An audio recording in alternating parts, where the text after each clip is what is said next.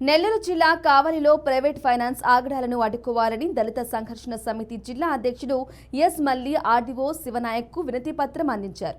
పేదల అవసరాలను ఆసరాగా తీసుకుని అధిక వడ్డీలకు డబ్బులు ఇచ్చి ముక్కుపిండి వసూలు చేస్తున్నారని ఆరోపించారు. ఏదైనా ఇబ్బంది వల్ల ఒక నెల కట్టలేకపోయినా వేధింపులకు గురిచేస్తున్నారని అన్నారు. ప్రైవేటు ఫైనాన్స్ తండల్ వ్యాపారస్తుల బారి నుండి పేదలను కాపాడాలని అధికారులు కోరారు. ఈ యూరోప్ అధికార పార్టీ శాసనసభ్యులు పేర్లు చెప్పుకునేది వాళ్ళు తూర్పుగోదావరి పశ్చిమ గోదావరి నుంచి వచ్చేస్తున్నారు సార్. 150 మంది వాళ్ళు చెంబులు గిల్లు పెట్టేస్తున్నారు సార్ పాపం జనాన్ని. ఒక్కొక్కరైతే ఒక్కొక్క ఊర్లో 6, 7, 10, 15 గ్రామాలు కూడా ఇల్లు పెట్టిపోయినారు సార్. ఒక్కరితో కంప్లైంట్. ఈ ప్రైవేట్ ఫైనాన్స్ వాళ్ళైతే కావల్లో విపరీతంగా ఉన్నారు సార్. వాళ్ళే రిజిస్ట్రేషన్ చేస్తారు. 3 లక్షలు అంటారు, 2 లక్షలు ఇస్తారు. 1 లక్ష రూపాయలు ఫైనాన్స్కి ప్రైవేట్ ఇల్లు రిజిస్ట్రేషన్ జరిపింది అంటారు. మన సబ్ రిజిస్ట్రీకి ఇచ్చామంటారు, వాళ్ళకి ఇచ్చామంటారు. ఇదంతా ఒక కుమ్ముక్క అయిపోయింది.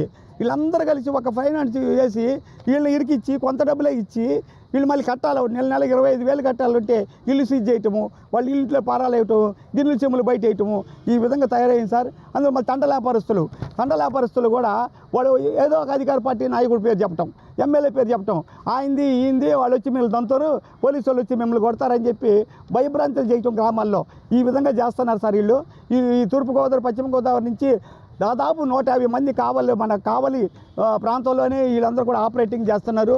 దాదాపు కోట్ల రూపాయలు దడ్డుకుంటున్నారు ప్రజలు. ఇప్పుడు పనులు లేక కట్టలేక డబ్బులు ఈ ఊరు వదిలిపెట్టిపోతున్నారు. ఇది అన్యాయం సార్. దీని మీద ప్రభుత్వ వాళ్ళు కూడా ఆలోచించాలి. ఈ ప్రైవేట్ ఫైనాన్స్ వాళ్ళైతే కావల్లో